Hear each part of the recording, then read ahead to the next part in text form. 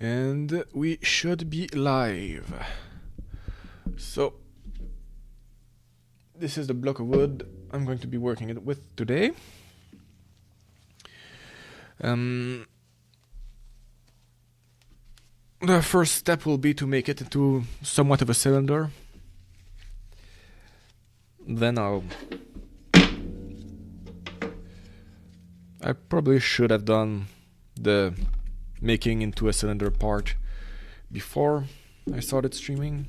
That would have saved us a bit of time, but didn't think of it soon enough.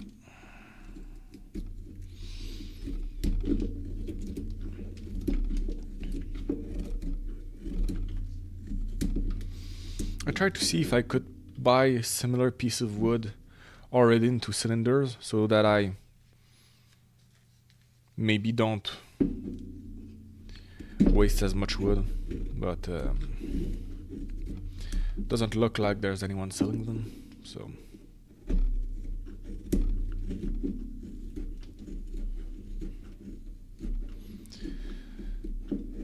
well, it's not. It would be better starting cylinders, so it would probably be easier to look at, but it would save me some effort. But oh well.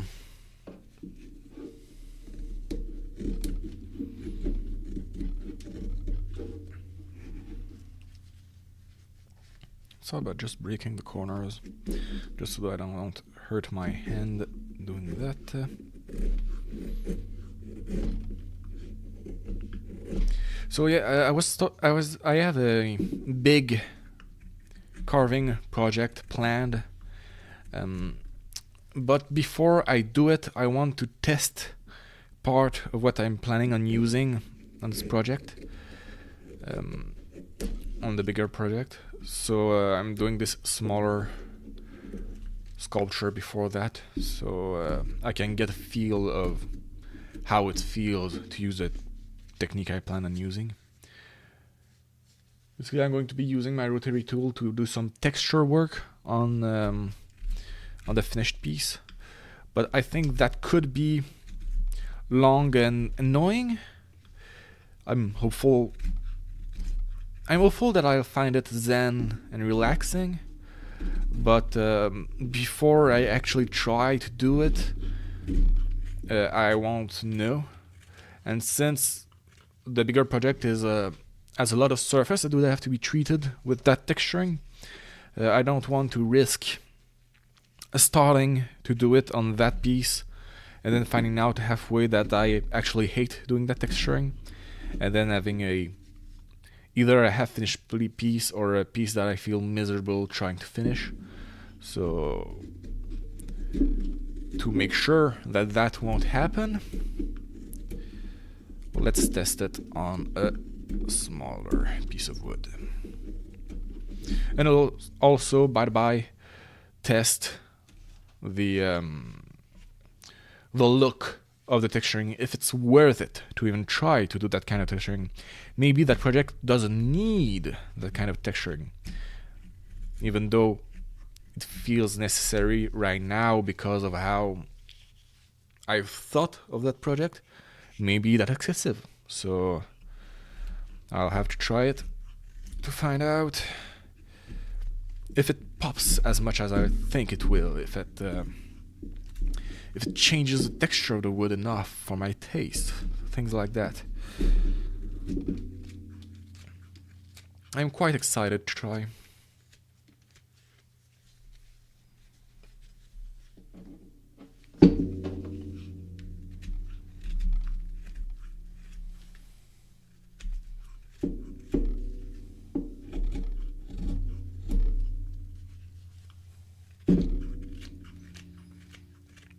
And I chose an octopus because the type of texturing I'm thinking of makes sense both for the situation I was thinking of initially with the other bigger project, but also works for the skin of the octopus, And well, there were two texturing thing ideas, and well, I can use a bit of the idea is that they're going to be the head of the octopus, and then maybe a rock with the octopus's tentacle wrapped around it.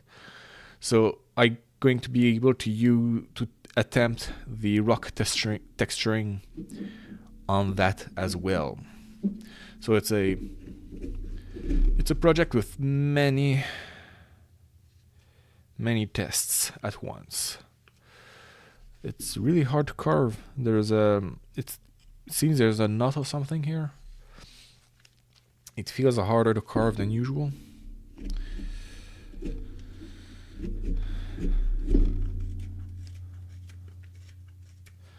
Not a big issue, but it does mean that I'm probably not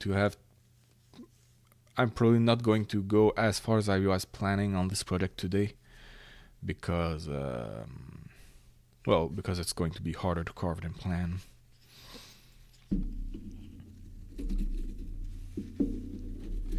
It's hard to tell from just the raw stuff how hard or easy it will be to carve a specific piece of wood. A lot of the time the harder portions are hidden beneath the surface and hard to reach and not visible. They can be visible, but often they look like they're just surface difficulties, and then it's harder and harder the closer to the center. Not always.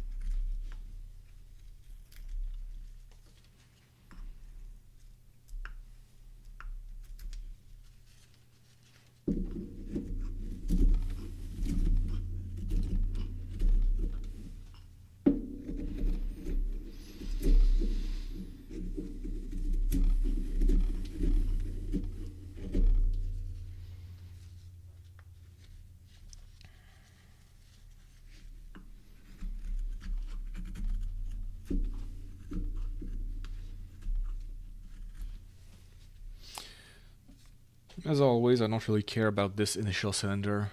It just has to be kinda close. Like there's a large patch here that's not touched, but everything else around it will be carved, so it won't be visible anyway at the end, or barely so.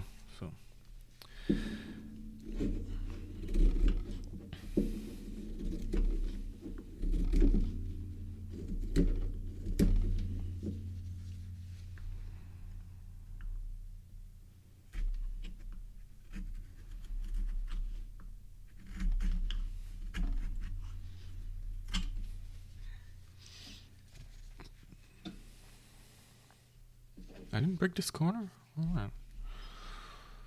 Of course it hurts then if I didn't break a corner. It's important to break the corners when I'm starting a project like this, where I do the cylinder, because the corners can dig into my palm when I try to carve a section. So, to preserve my hands, I do have to be careful to properly break the corners. before I start to actually carve.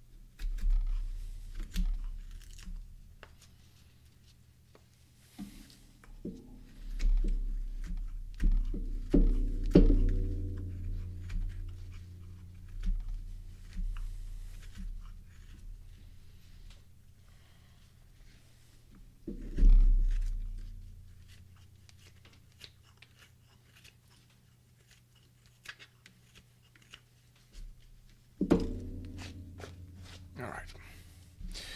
So, we're far from a cylinder, but it'll do the job for what I need to start with. So what I want to do first is I want to turn the upper section here into kind of a dome. I think I want a curve that starts from the center here to about here-ish. Let's do a line to mark that.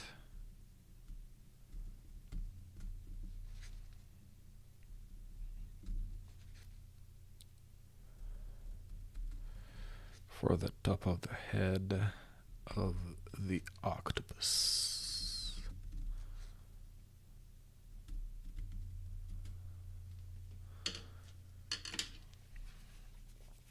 Yeah, well, that will be fine. I'll worry about the lower part of the head later.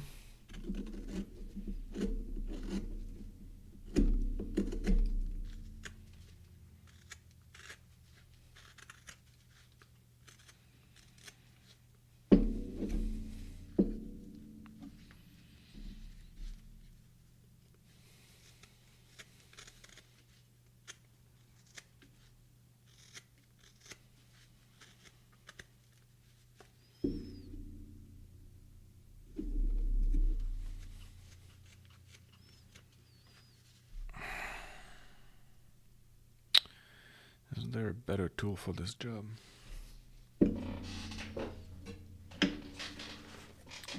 This kind of dome attempt is always hard for me to do. I'm thinking there might be a better way to do that. I'm looking at my tools. Maybe a chisel?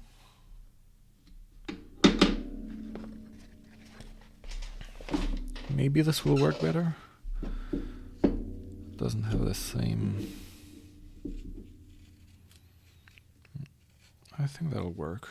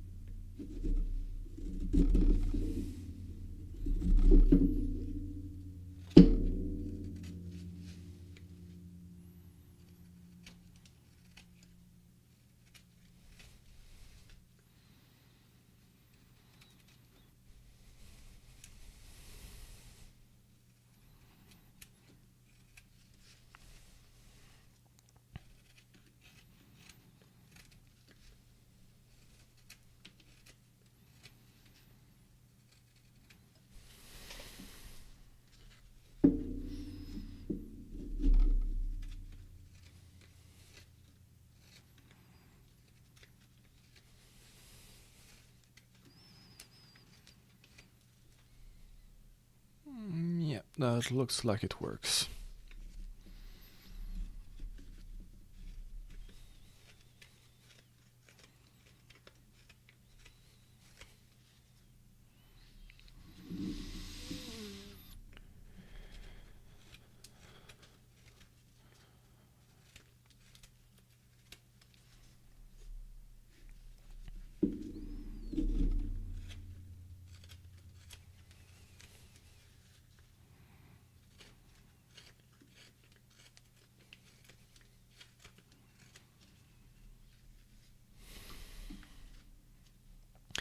It works slowly, but it works. Basically, I'm just trying to chisel one pass from the line and then start doing passes a bit higher from the line and then a bit higher from that, and so on and so forth. So it does create a bit of depth here. And then I continue going around doing the same thing until hopefully I reach about the shape I want.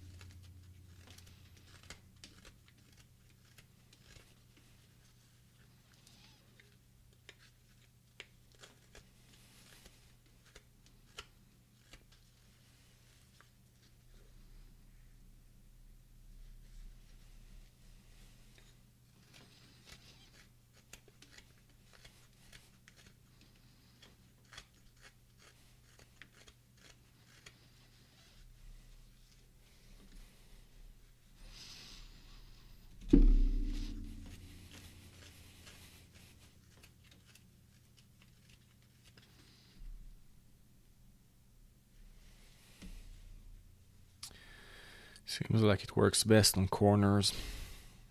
What was the corners of the block? On the edges it's a bit harder of an effect to get.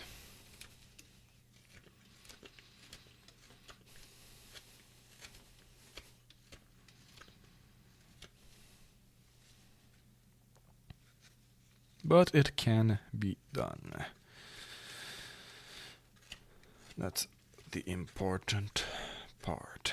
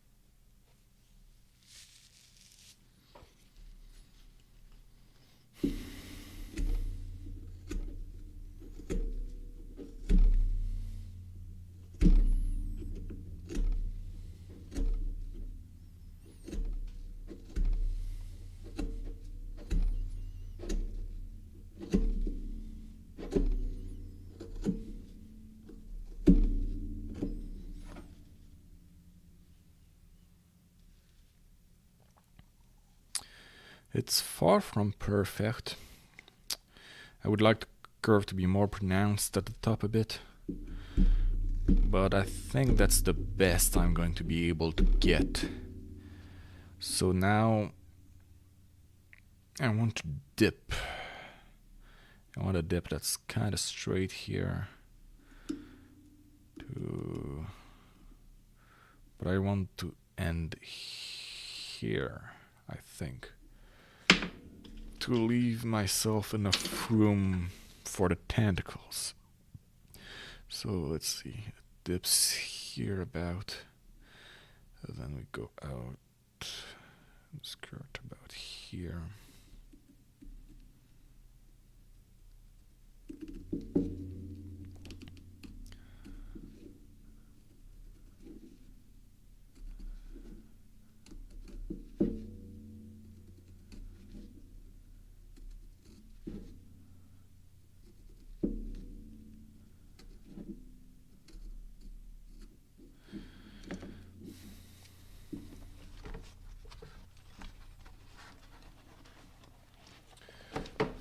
that. I think the spoon making knife will be good.